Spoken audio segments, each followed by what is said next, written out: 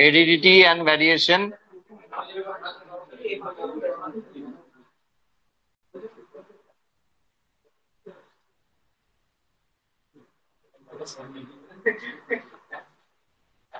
দেখো, প্রথমেই যে বিষয়গুলো বলার, এখানে প্রথমেই ডিএনএ প্যাকেজিং এর পর এমন কিছু বিষয় আছে যেগুলোকে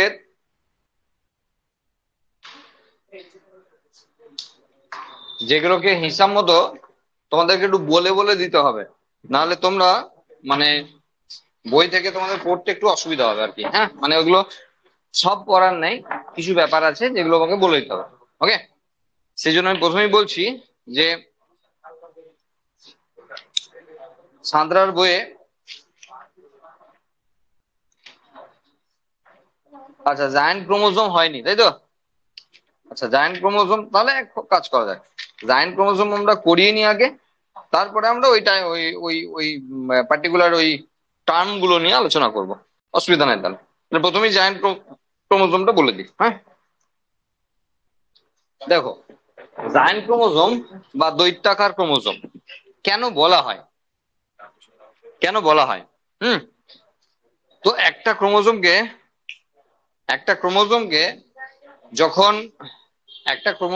যখন আমরা কম্পাউন্ড মাইক্রোস্কোপের তলায় রেখে, যেখানে হয়তো 20 × 40 মানে 800 গুণ বা 400 গুণ বড় করে একটা ক্রোমোজোমকে যখন জাস্ট এরকম ডট লাইক স্ট্রাকচার দেখছি, তখন অন্যদিকে এই যে দুটো ক্রোমোজোম নিয়ে আমরা আলোচনা করব, পলিটিন এবং ল্যাম্ব্রাস, তো সেখানে আমরা দেখতে পাচ্ছি যে সিম্পল মাইক্রোস্কোপে মাত্র হয়তো 40 গুণ বড় করে তাদেরকে আমরা দেখতে পাচ্ছি। তার মানে এটা নর্মাল ক্রোমোজোমের থেকে প্রায় 100 গুণ বড়, 200 গুণ বড়। তো সেই জন্য তাকে জায়ান্ট ক্রোমোজোম বলা হয় বা দৈত্যাকার ক্রোমোজোম বলা হয়। এখন দুটো দৈত্যাকার ক্রোমোজোম সিলেবাসে আছে, একটা পলিটিন ক্রোমোজোম, একটা ল্যাম্ব্রাস ক্রোমোজোম। দেখো, পলিটিন, পলি মানে অনেক, আর টিন মানে ক্রোমাটিন। তাহলে পলিটিন ক্রোমোজোমের প্রথমে আমরা একটা ছবি এঁকে নিই, দিয়ে আমরা বলছি যে কিভাবে হয়েছে, কোথায় দেখা যাচ্ছে, বাকি বিষয়বস্তু আর কি। হ্যাঁ, তোমাদেরও পরীক্ষায় ছবি আঁকতে হবে। সুতরাং নর্মাল একটা ক্রোমোজোমের যেমন গঠন হয়, এর ক্ষেত্রে ক্রোমোজোমের গঠনটা একটু অন্যরকম। দেখো কেমন খাঁজ কাটা খাঁজ কাটা লাগছে, এটা বিশাল কোনো ব্যাপার নয়। ব্যাপার যেটা হচ্ছে সেটা হলো এর ভিতর যে ক্রোমোনিমার সংখ্যা আমরা আঁকি, সেটা একটা ক্রোমোজোমের ক্ষেত্রে আমরা দুটো আঁকি, আর এখানে আঁকবো অনেক। কেন হলো এরকম? তার কারণ এখানে এন্ডোমাইটোসিস বলে একটি ঘটনা ঘটেছে। এন্ডোমাইটোসিস মানে কি? মানে হলো যে ক্ষেত্রে দেখো, ড্রসোফিলার লালাগ্রন্থিতে প্রথম এটা দেখা যায়, সেই জন্য একে স্যালিভারি গ্ল্যান্ড ক্রোমোজোমও বলা হয়। তাহলে ড্রসোফিলা লালাগ্রন্থি, ড্রসোফিলা মানে ফলমাছি আমরা জানি, তার যে স্যালিভারি গ্ল্যান্ড, সেই গ্ল্যান্ডে যে সেল আছে, সেই সেলে প্রথম এদেরকে অবজার্ভ করা যায়, আর সেই জন্য একে স্যালিভারি গ্ল্যান্ড ক্রোমোজোমও বলা হয়। তার পরবর্তী সময় দেখা যায় যে শুধু ড্রসোফিলার লালাগ্রন্থিতে নয়, পরিপাক নালীর সমস্ত সেলেই এই ধরনের ক্রোমোজোম দেখা যাচ্ছে। একটা এর আগে দুটো ক্লাসে আমরা যখন বারবার আলোচনা করছিলাম যে একটা সেলের ক্ষেত্রে দুটো ফেজ থাকে, ইন্টারফেজ আর ডিভিশনাল ফেজ, ক্লাস 11-এও আমরা পড়েছি সেল সাইকেল পড়তে গিয়ে। আর সেখানে যে আমরা দেখছিলাম যে নিউক্লিয়াস এবং ক্রোমোজোম যাদেরকে একসঙ্গে দেখা যাচ্ছে না, হয় নিউক্লিয়াস না হয় ক্রোমোজোম এরকম দেখা যাচ্ছে। তাহলে এখানে কিন্তু আমরা বলবো আরেকটু অন্যরকম ঘটনা, সেটা হলো এদের নিউক্লিয়াসই ফর্ম করে না, এদের সবসময় ক্রোমোজোম থাকে। সেই জন্য কি হয় যে এদের ডিএনএ যে টোটাল কন্টেন্ট, সেই কন্টেন্টটা ডাবল হয় কিন্তু হাফ হয় না। একে বলা হয় এন্ডোমাইটোসিস। মানে আমরা তো নর্মালি পড়েছি যে ইন্টারফেজের ক্ষেত্রে তার এস ফেজে ডিএনএ সিনথেসিস হয়, তাহলে ডিএনএ সংশ্লেষ হয়, আর সেই জন্য ডিএনএ ডিএনএ ডিএনএ ডাবল হয়, তাই তো? এখানে ব্যাপারটা হলো যে যেহেতু এখান থেকে নিউক্লিয়াস ফর্মেটে যাই না, সবসময় ক্রোমোজোমে থাকে। এবার ধরো দুটো ক্রোমোনিমা আছে, এর ডিএনএ ডাবল হওয়া মানে হলো চারটে ক্রোমোনিমা হয়ে যাওয়া, হাফ হয় না। তার মানে আবার যখন ডবল হবে তাহলে 8টা হয়ে যাওয়া, আবার যখন ডবল হবে 16টা হয়ে যাওয়া। এইভাবে ঘটনাটি ঘটেছে। আর সেই জন্য একে এই ধরনের যে মেকানিজম, একে বলা হয় এন্ডোমাইটোসিস। দুটো পেন দিয়ে থিকনেস যত হবে, আমি যদি 100টা পেন দিই তো অবভিয়াসলি অনেক মোটা হবে। আর সেই জন্যই তাদেরকে আমরা খালি চোখে দেখতে পাচ্ছি। খালি চোখে মানে, খালি চোখে মানে ওই সিম্পল মাইক্রোস্কোপ বা যদি ম্যাগনিফাইং গ্লাস কেউ ইউজ করি, তাহলেও আমরা তাদেরকে দেখতে সক্ষম। যেটা একদমই প্রায় অসম্ভব ব্যাপার অন্যান্য জায়গায়। কারণ ক্রোমোজোমকে খালি চোখে দেখবো ভাবাই যাবে না, ঠিক আছে, কিন্তু এদেরকে দেখা যায়। বোঝা গেল? কেন সেটাও বুঝলে, যে ক্রোমাটিন ফাইবারটা অনেক আছে। তাহলে অনেক এঁকে দিই, এই চালাতেই থাকবো এদিক ওদিকে। এই ভেতরে ক্রোমাটিন ফাইবারটা অনেক আছে। এবার এখানে একটা বিষয় রয়েছে, যে একটা ক্রোমোজোমের ক্ষেত্রে আমরা একটা জায়গায় সেন্ট্রোমিয়ারকে আঁকি। তাহলে এক্ষেত্রে আমরা সেন্ট্রোমিয়ারকে আঁকলাম, কিন্তু এটাকে সেন্ট্রোমিয়ার বলা হয় না, এটাকে বলা হয় ক্রোমোসেন্টার। নামটা আলাদা হয়েছে কারণ নর্মালি একটা ক্রোমোজোমের ক্ষেত্রে যদি আমাকে দেখাতে হয়, তাহলে সেখানে দুটো ক্রোমাটিন ফাইবার দিয়ে আমাকে শেষ করতে হবে। সেটাকে আমরা প্রাইমারি মুখ্য খাঁজ অঞ্চলে, মানে প্রাথমিক মুখ্য খাঁজ অঞ্চলে, সেটাকে আমরা অবভিয়াসলি যে সেন্ট্রোমিয়ার রিজিয়ন বলতে পারি। কিন্তু এইখানে এই জিনিসটাকে আমরা সেন্ট্রোমিয়ার বলতে পারি না, এটাকে ক্রোমোসেন্টার বলা হয়। ওকে, এবার বিষয় দেখো এখানে কি হয়েছে। এই যে গোটা ক্রোমোজোমটার ভেতরে এই যে প্রচুর ক্রোমোনিমা, সেই জন্য তাকে পলিটিন বলা হচ্ছে। ওকে, এবার এখানে কি হয়, যে কিছু কিছু জায়গায় দেখা যাবে এরকম ডিপ কালার নিয়েছে, আর কিছু কিছু জায়গায় লাইট কালার নেবে। তাহলে কিছু জায়গায় ডিপ কালার, কিছু জায়গায় লাইট কালার। আর সেই জন্য এখানে দুটো টার্ম আসবে, ব্যান্ড আর ইন্টারব্যান্ড। ব্যান্ড আর ইন্টারব্যান্ড। ক্রোমোজোমের ক্ষেত্রে ডিপ কালার, সেই অর্থে ভালো না খারাপ? ভালো, মানে অ্যাক্টিভ। কারণ ক্রোমোজোমের ডিপ মানে আমরা বুঝেছি, না পড়লে আর বুঝবো কি করে, পড়ে আসতে হবে তারপর না বুঝতে পারবো, যে ক্রোমোজোমের ক্ষেত্রে যত স্পাইরালাইজেশন হয়েছে তত ভালো। তার মানে ইউ, তার মানে ইউক্রোমাটিন, তার মানে আমরা বলতেই পারি সেই সেই জায়গায় জিন আছে, সেই জায়গায় জিন আছে। তাহলে এখানে যত আমরা ব্যান্ড রিজিয়ন দেখছি, সেই ব্যান্ড রিজিয়ন গুলো অ্যাকচুয়ালি ইউক্রোমাটিন রিজিয়ন। আর যেগুলো ইন্টারব্যান্ড, দুটো ব্যান্ডের মাঝখানে যে অংশ, সেটাকে ইন্টারব্যান্ড বলা হবে। আর সেই ইন্টারব্যান্ড রয়েছে, সেটা chromatin region.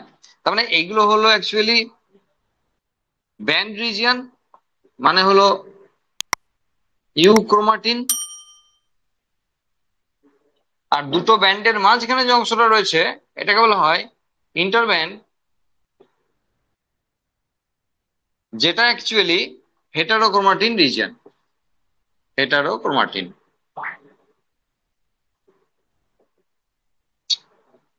Heterochromatin region. Clear? এবার এখানে অনেকগুলি প্রশ্ন মনে মনে আসা উচিত, না পড়লে আসবে না। সেটা কি? সেটা হলো, আচ্ছা যদি এ শুধু ক্রোমোজোমাল স্টেজেই থেকে যায়, তাহলে জিন এক্সপ্রেশন কখন করে? কারণ আমরা তো পড়েছি যে ডিএনএ যখন ইন্টারফেস বসায় থাকে, তখন জিনের এক্সপ্রেশন হয়। আর সেটা মেনলি হয় G1, না হয় G2, না হলে G0। এই তিনটে জায়গাতে জিন এক্সপ্রেশন করার গল্প আসবে। এখন প্রশ্ন হলো, এরা তো নিউক্লিয়াসেই যায় না, তাহলে এদের জিন এক্সপ্রেশন কখন হবে? এই অবস্থাতেই হতে হবে, কারণ যেহেতু যাচ্ছে না, তাহলে উপায়ও কিছু নাই।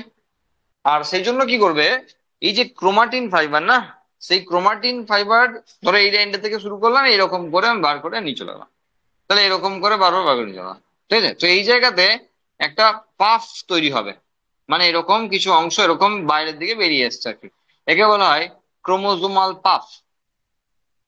এটাকে বলা হয় ক্রোমোজোমাল পাফ, ক্রোমোজোমাল পাফ। ওকে, এর একটা নামও রয়েছে, বালবিয়ানি রিং। সায়েন্টিস্টের নাম অনুসারে একে বলা হয় বালবিয়ানি রিং। সায়েন্টিস্টের নাম বালবিয়ানি, ওই জন্য একে বলা হয় বালবিয়ানি রিং।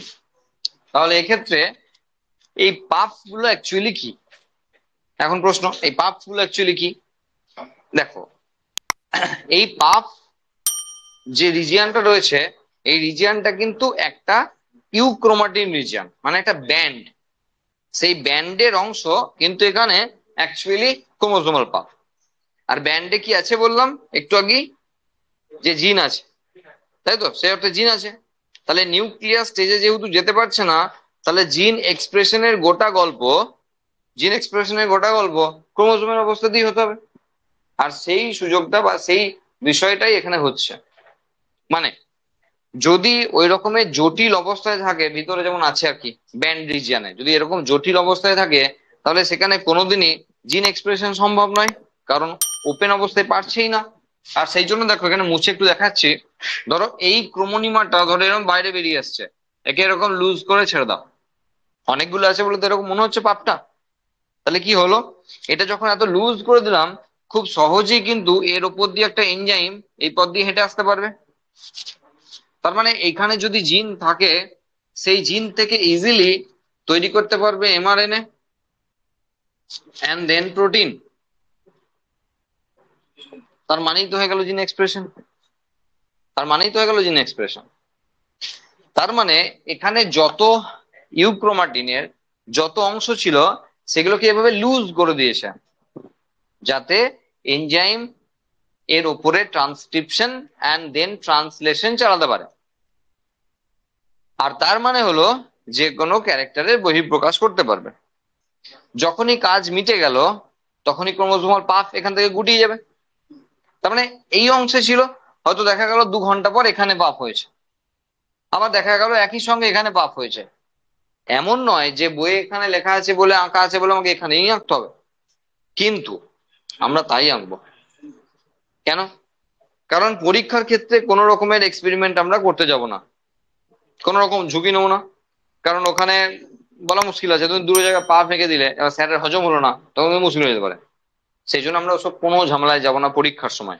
পরীক্ষার সময় নর্মালি যেমন একটা ক্রোমোজোমকে মানে যেমন একটা বই, যে কোনো বইয়ে তুমি খুলবে এরকম একটা ছবি দেখাবে, সুতরাং এই ছবিটা আঁকাটাই শ্রেয়। কিন্তু তুমি জেনে রাখো যে এই পাপটা এখানে নয়, আমি যেখানে ইচ্ছা আঁকতে পারি, যে কোনো ব্যান্ড রিজিয়নে আঁকতে পারি, কারণ সেই ব্যান্ড রিজিয়ন খুলে অ্যাকচুয়ালি ঘটনাটা ঘটেছে। এবার যখনই এর কাজ মিটে যাবে, জিন এক্সপ্রেশন হয়ে যাবে, তখন এখান থেকে গুটিয়ে নেবে, নর্মালি যেমন ব্যান্ড আছে সেরকম একটা ব্যান্ড হয়ে যাবে। আবার দেখা গেল পরে এখানে, পরে অন্য কোনো জায়গায়, পরে অন্য কোনো জায়গায়, পরে অন্য কোনো জায়গায়। এবার একই সঙ্গে একাধিক জায়গাতেও এই ব্যান্ড কিন্তু, মানে এই পাফ কিন্তু তৈরি হতে পারে, এই বিষয়টিও কিন্তু রয়েছে। বোঝা গেল? তো এই তো মোটামুটি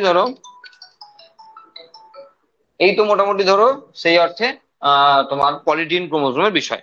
আর কিছু নেই পলিটিন ক্রোমোজোমে। হ্যাঁ, আর তো বলেই দিয়েছি কোথায় পাওয়া যায়। হ্যাঁ, স্যালিভারি গ্ল্যান্ড ক্রোমোজোম আমরা আগেই বলেছি। তো খুব ইম্পর্টেন্ট বিষয় যে কোথায় দেখা যায়। ঠিক আছে, ড্রসোফিলার ক্ষেত্রে তার স্যালিভারি যে গ্ল্যান্ড রয়েছে, সেই গ্ল্যান্ডে যে সেল রয়েছে, সেই সেলে প্রথম দেখা যায়, এবং তারপরে তার পরিপাক নালী সমস্ত জায়গাতেই দেখা যায় এই ধরনের সেল, এই ধরনের ক্রোমোজোম রয়েছে। ওকে, এবং ঘটনা যার জন্য ঘটেছে এরকম অবস্থা, তাকে বলা হয় এন্ডোমাইটোসিস। এবং অনেক ক্রোমাটিন একসঙ্গে থাকায় তাকে অনেক মোটা দেখাচ্ছে, আর সেই জন্য আমরা তাকে মোটামুটি খুব কম ম্যাগনিফিকেশন করিও তাকে আমরা দেখতে পাচ্ছি, খালি চোখে বলবো না, তাকে কম বিবর্ধন যুক্ত জায়গাতে নিয়ে গিয়েও আমরা দেখতে পাচ্ছি। ব্যাস, আর কিছু বলার নেই পলিটিনে।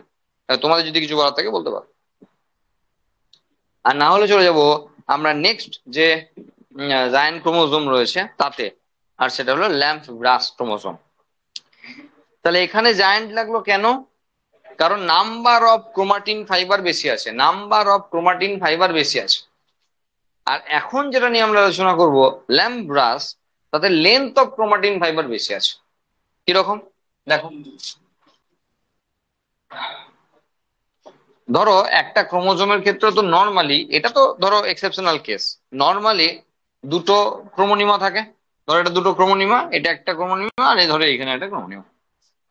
এবার বইয়ে যেটা করা নাই সেটা হলো, ধরো এটা সেন্ট্রোমিয়ার রিজিয়ন, তাহলে এখান থেকে এই যে জিনিসটা, এটা বইয়েতে করা নাই। মানে একটা ক্রোমোজোমের ক্ষেত্রে এটা তো বিষয়, এটা করা নাই। ম্যাক্সিমাম বইয়েতেই ক্রোমোজোমের এই অবস্থাটা দেখানো থাকবে না। মানে একটা ক্রোমোজোম আঁকতে গেলে যেমন বাইরে থেকে যে পর্দাটা আঁকি আর কি, যার থ্রু দিয়ে আমরা বুঝতে পারবো যেটা ক্রোমোজোম, সেটা ম্যাক্সিমাম বইয়ে দেখানো থাকে না। দেখানো থাকে শুধু এই দাগগুলো এবং দাগের যে মডিফিকেশন করাবো আমরা সেগুলো। আর সেই জন্য অনেকের বুঝতে অসুবিধা হয় যেটা আবার ক্রোমোজোম। বোঝা গেল? তো প্রথমেই এটা বললাম যে এটা কিন্তু অ্যাকচুয়ালি ক্রোমোজোমকে দেখানো হচ্ছে, ক্রোমোজোমের উপরে যে মেমব্রেন, সেই মেমব্রেনটা দেয়নি। আর সেই জন্য হয়তো কাউরি কাউরি ক্ষেত্রে কনফিউশন লাগতে পারে যেটা কোন অংশকে দেখানো হয়েছে। এবার এই যে দাগটা রয়েছে, এই দাগটাকে প্লেন এইভাবে না করে আমরা কি করলাম, মানে হলো যে লেন্থটা এত বেশি যে একে গুটিয়ে গুটিয়ে একটা জায়গাতে রেখেছি। তাহলে এবার সিম্পল ব্যাপার, যেটা একটা দাগ দিয়ে আমরা যেটা দেখতে পাচ্ছিলাম, যদি এতটা মোটা হয় তো অবভিয়াসলি তাকে না ভালো দেখতে পাবো, আর সেই জন্য এই আবার জায়ান্ট ক্রোমোজোম। তাহলে এখানে লেন্থ অফ ক্রোমাটিন ফাইবার অনেক বেশি, সেই জন্য তাকে গুটিয়ে গুটিয়ে গুটিয়ে গুটিয়ে এভাবে রাখতে হয়েছে। আর রাখার জন্য দেখো এখানে এখন একটা দাগ এইভাবেই করা আছে, ওইদিকে দাগগুলো এইভাবেই করা আছে এখনো। তাহলে এই দাগটা আর সেই একই জিনিস এইটার দুটোর মধ্যে অনেক পার্থক্য আছে। সুতরাং এটাকে খালি চোখে দেখা সম্ভব নয়, বা সিম্পল মাইক্রোস্কোপে দেখা সম্ভব না হলেও এটাকে কিন্তু খুব ইজিলি সিম্পল মাইক্রোস্কোপে দেখা সম্ভব। আর সেই জন্যই জায়ান্ট ক্রোমোজোম। তাহলে প্রথম যেটা পলিটিন বোঝাচ্ছিলাম, সেখানে ছিল নাম্বার অফ ক্রোমাটিন ফাইবার বেশি আছে বা ক্রোমোনিমা বেশি আছে এটা বলতে পারো। আর এখানে লেন্থ অফ ক্রোমাটিন ফাইবার বেশি আছে, আর সেই জন্য এক্ষেত্রে দেখা যাচ্ছে ল্যাম্প ব্রাশ ক্রোমোজোম। এবার ব্যাপারটা হলো এরকম নাম কেন? দেখো ল্যাম্প তো দূরের কথা, আমরা তো হেরিকান চিমনি নিয়েও চাপে আছি, মানে দেখেছি কিনা সবাই জানি না। তো ল্যাম্পের ধরো কাঁচটা এত বড়, ল্যাম্পের কাঁচটা এত বড়, তো ল্যাম্পের কাছে কিন্তু এই হাত ঢুকিয়ে পরিষ্কার করার কোনো অপশন ছিল না। ঠিক আছে, যেটা হ্যারিকেন বা চিমনির ক্ষেত্রে হয়তো দুটো আঙুল ঢুকিয়েও কিন্তু একটা ন্যাকড়া দিয়ে খুব সহজে পরিষ্কার করা সম্ভব, সেটা ল্যাম্পের ক্ষেত্রে সম্ভব নয়। সেই জন্য ল্যাম্প পরিষ্কার করার জিনিসটা আজকে বোতল পরিষ্কার করার জিনিসটা দিয়ে ভাবলে ভালো লাগবে, বুঝতে পারবো। এটা আছে কিন্তু আজকে ল্যাম্প নয়, বোতল পরিষ্কার করা একটা এরকম তার থাকে, সেই তারের মধ্যে ফাইবারের এরকম দেখবে এরকম করে সব দেওয়া আছে। এবার এইটাকে ভেতরে ঢুকিয়ে বা এর সঙ্গে একটা ন্যাকড়া ভেতরে বোতলের মুখ দিয়ে ঢুকিয়ে আচ্ছা করে দুবার পাক মারলেই বোতল পরিষ্কার হয়ে যায়। তো এই জিনিসটাই অ্যাকচুয়ালি এরকম আছে। এই যে এটা তুমি যদি সিম্পল অর্থে এরকম করে ভাবো একবার, হ্যাঁ, তাহলে মনে হবে না ল্যাম্প পরিষ্কার করে ব্রাশের মতো। সেই জন্য এর নাম ল্যাম্প ব্রাশ ক্রোমোসোম। বোঝা গেল? তার নামের সার্থকতাও বুঝতে পারলাম। ঠিক আছে, বাংলা নয়, যাই হোক। তো বিষয় হলো এরপর যে কোথায় দেখা যায়, আর একটি বিষয় বাকি থাকে, সেটা হলো কোথায় দেখা যায়। সেটা হলো ভার্টিব্রাটা, মানে মেরুদণ্ডী প্রাণীদের ক্ষেত্রে, বিশেষ করে অ্যাম্ফিবিয়ার ক্ষেত্রে তাদের যে সাইড রয়েছে, সেই সাইডে এই ক্রোমোজোম দেখা যায়। এনসিআরটি লাইনে পাবে, একদম ডাইরেক্টলি লাইনে পাবে, এবং ডাইরেক্টলি এখান থেকে নিটে কোশ্চেন আসে। দেখো leptotene, zygotene, pachytene, diplotene, diakinesis, prophase ওয়ানের 5টা সাব ফেজ। ওই সাব ফেজে যে 4 নম্বর ফেজটা রয়েছে ডিপ্লোটিন, সেই ডিপ্লোটিন উপদশায় বা সাবফেজের যে টাইম পিরিয়ড, সেটা কোনো কোনো অ্যাম্ফিবিয়ার ক্ষেত্রে কয়েক মাস থেকে কয়েক বছর পর্যন্ত। এক্স্যাক্টলি এই লাইনটাই দেওয়া আছে এনসিআরটিতে, কিন্তু এখানে পাবে না। ওটা পাবে কোথায়? যখন আমরা নর্মালি সেল ডিভিশন করছি ওখানে পাবে। ওখানে ডিপ্লোটিন বলার সময় একটা লাস্ট লাইনে ওখানে উল্লেখ করা আছে যে ভার্টিব্রাটার ক্ষেত্রে অনেকের সাইটে এই ডিপ্লোটিন উপদশাটি কয়েক মাস থেকে কয়েক বছর পর্যন্ত স্টে করে। আর তার তার উদাহরণ দিয়ে আমরা এখানে বুঝতে পারবো, যেহেতু তার সাইডে এই ঘটনাটা দেখার কথা বলা হচ্ছে, অ্যাকচুয়ালি দীর্ঘ দিন ধরে ওই জায়গায় থাকছে, মানে দীর্ঘ সময় ধরে ওই জায়গায় থাকছে, মানে ওই জায়গায় মানে ফেজে থাকছে। সেই জন্য ওখানেও কিন্তু actually length of chromatin fibre বেড়েছে, আর সেই জন্য তাদেরকে গুটিয়ে এইরকম অবস্থায় রাখতে হয়েছে বাধ্য হয়ে। আর সেই জন্য তাদেরকে আমরা মোটামুটি আর কি খুব অল্প বিবর্ধন করিয়ে তাদেরকে আমরা দেখতে পাচ্ছি। ঠিক আছে, তাহলে এই হলো আমাদের ক্ষেত্রে জায়ান্ট ক্রোমোজোম বা দৈত্যাকার ক্রোমোজোম। এবং দৈত্যাকার ক্রোমোজোমে মেইন দুটো বিষয়, এটা 2-3টি বিষয় আমাদের পড়তে হবে। প্রত্যেকের ক্ষেত্রে ছবি করতে হবে, প্রত্যেকের ক্ষেত্রে তাদের অবস্থান, মানে কোথায় তাদেরকে পাওয়া যায় সেটা করতে হবে। ছবিটা আঁকার পর তার ডেসক্রিপশন দিতে হবে। দুটো আলাদা আলাদা করে 3 নম্বরে কোশ্চেন আসে, দুটো আলাদা আলাদা করে 3 নম্বরে কোশ্চেন আসে। হলো, যদি কোনো কোশ্চেন থাকে বলতে পারো জায়ান্ট ক্রোমোজোম নিয়ে। নেই? খুব ভালো কথা। তাহলে যেটা আমরা এবার বলছিলাম, ওই বলছিলাম যে এর পরে কিছু অংশ রয়েছে যেগুলো আমাদেরকে পড়তে হয়, কিন্তু সেগুলো আমি একটু বলে দেবো, তাহলে পড়তে সুবিধা হবে। আচ্ছা, সেটা কি রকম? সেটা হলো যে দেখবে ইউক্রোমাটিন হেটারোক্রোমাটিন তো আমাদের অলরেডি পড়ানো হয়ে গেছে। তো ইউক্রোমাটিন হেটারোক্রোমাটিন পড়ানো হওয়ার পর দেখবে এখানে হেটারোপিগনোসিস বলে একটি টার্ম আছে, যেটা আমরা অলরেডি আগে বলেছি। ক্রোমোজোমকে রং করার যে পদ্ধতি তাকে হেটারোপিগনোসিস বলা হয়। আর তারপরেই আমাদের শুরু হচ্ছে জিনের গঠন ও কাজ। এবার দেখো জিনের গঠন ও কাজ। জিন কি আমরা অনেকবার আলোচনা করেছি এই নিয়ে। ধরো এটা একটা ডিএনএ, সাপোজ এটা একটা ডিএনএ, তাহলে ডিএনএ এর ক্ষেত্রে 5' to 3' এর ব্যাপার আছে, আর ডাবল স্ট্যান্ডার্ড এর ব্যাপার আছে। ধরো ডাবল স্ট্যান্ডার্ড আমরা দিলাম কিন্তু এরকম করে দিলাম, তাহলে এই দিকটা সাপোজ 5' to 3' এখানে আঁকা আছে, এখানটা 5' টু 3' দেওয়া রয়েছে। এবার এই প্রত্যেকটা জায়গাতে নির্দিষ্ট দূরত্ব অন্তর বেস আছে, ATGC, এই ধরনের বেস গুলো প্রত্যেকটা জায়গায় একটা নির্দিষ্ট দূরত্ব অন্তর আছে। এইবার আমরা এই যে গোটা ডিএনএ এর ক্ষেত্রে স্পেসিফিক কিছু বেস সিকোয়েন্স বলেছি আমরা, স্পেসিফিক কিছু বেস সিকোয়েন্স যা মিনিংফুল, তাকে বলা হয় জিন। মিনিংফুল মানে এই জায়গাটা তখনই আমি জিন বলতে পারবো যদি এখান থেকে কোন একটি ক্যারেক্টারকে শো করে বা কোন একটি ক্যারেক্টার তৈরির জন্য দায়ী হয়, তাহলে এটাকে আমরা জিন বলতে পারবো। তার মানে এখানে যদি আমরা এইভাবে ভাবি ATGGCTG, তাহলে এখানে না সামনে না পিছনে না মাঝখানে কোনো জায়গাতে কোনো বেসের পরিবর্তন করা যাবে না। একটা বেসেরও যদি পরিবর্তন করে দেওয়া হয় তার মানে সেটা মিউটেশন। তার মানে এই জিনের বহিঃপ্রকাশ সম্ভব নয়। অন্য কিছু খারাপ গুণাগুণ নিয়ে আসতে পারে, জিনের বহিঃপ্রকাশ না হতে পারে, অনেক কিছু হতে পারে, কিন্তু যে ক্যারেক্টারটা শো করাচ্ছিল সেই ক্যারেক্টার তো 100% শো করাতে পারবে না। তার মানে এখানে একটা বেসও যথেষ্ট মিনিংফুল। এবার একটা জিনের ক্ষেত্রে দেখো, একটা ডিএনএ আমরা জানি যে সেই ডিএনএ থেকে হয় এমআরএনএ, সেই এমআরএনএ থেকে হয় প্রোটিন, আর সেই প্রোটিন থেকে হয় এনজাইম, এই তো। সেই জন্য এর পরের পাতাতে গিয়েই আমরা ওয়ান জিন ওয়ান এনজাইম আর ওয়ান জিন ওয়ান পলিপেপটাইড চেন এরকম দুটো কনসেপ্ট পাবো। পড়ানো হয়ে গেলে পড়া ধরা হবে, তখন ঠিক ব্যবস্থা নেওয়া হবে যাদের ক্ষেত্রে নেওয়ার। তো এটা ডিএনএ, ডিএনএ থেকে তৈরি হয় এমআরএনএ, সেখান থেকে তৈরি হয় প্রোটিন, ট্রান্সক্রিপশন ট্রান্সলেশন দুটি পদ্ধতি, আর প্রোটিন আলটিমেট এনজাইম তৈরি করে। আমরা আমাদের দেহের ক্ষেত্রে ফিজিক্যাল কোঅর্ডিনেশন এবং কেমিক্যাল কোঅর্ডিনেশন দু ধরনের কোঅর্ডিনেশন দেখেছিলাম ক্লাস 11-এ। একটা ছিল হরমোনাল রেগুলেশন আর একটা ছিল নার্ভাস রেগুলেশন, মানে নার্ভ সিস্টেম দ্বারা রেগুলেশন। আমরা সেখানেও বলেছিলাম, এনজাইম পড়ানোর সময় বলেছিলাম ক্লাস 11-এ, যে ওরা হলো অ্যাকচুয়ালি ম্যানেজার সুপারভাইজার এরকম টাইপের, লেবার হিসাবে যে কাজ করে তার নাম এনজাইম। ও লেবারের মতো কাজ করে, মানে আলটিমেট ফিল্ডের এনজাইমই কাজ করে। তুমি নার্ভের থ্রু দিয়ে কিছু যাক আর হরমোনের থ্রু দিয়ে কিছু যাক, আলটিমেট হলো এনজাইম। এখন বিষয় হলো যে একটা এনজাইম যেটা প্রোটিন দিয়ে তৈরি, একটা মিনিমাম যে কোনো প্রোটিন যত ছোটই হোক না কেন তার মোটামুটি খুব কম করে হলেও ধরো 250-300 মতো তার অ্যামাইনো অ্যাসিড থাকতেই হবে। 250-300 মতো অ্যামাইনো অ্যাসিড থাকতে হবে।